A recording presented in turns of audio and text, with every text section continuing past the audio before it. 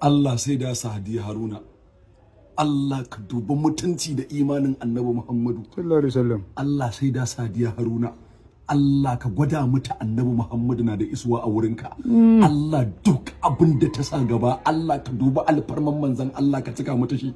Allah baka nema a wurin kowa baka jira a wurin kowa kowa ke jiranka Allah ka gwada mana Annabi Muhammad ya isa a wurinka Allah sai da Sadiya Haruna Allah ka gaggauta sauke mata bukatunta Allah duk wani bala'i Allah ka kawar mata Allah duk wani alheri Allah ka kawo mata Allah duk abin da ta sa gaba ka duba alfarman nasarar da ka ba Annabi Muhammad sallallahu alaihi wasallam.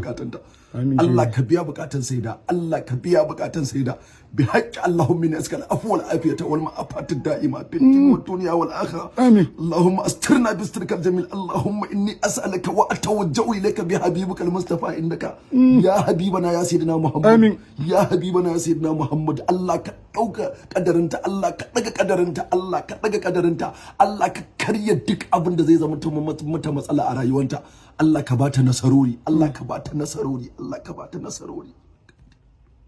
amin amin amin amin shi amin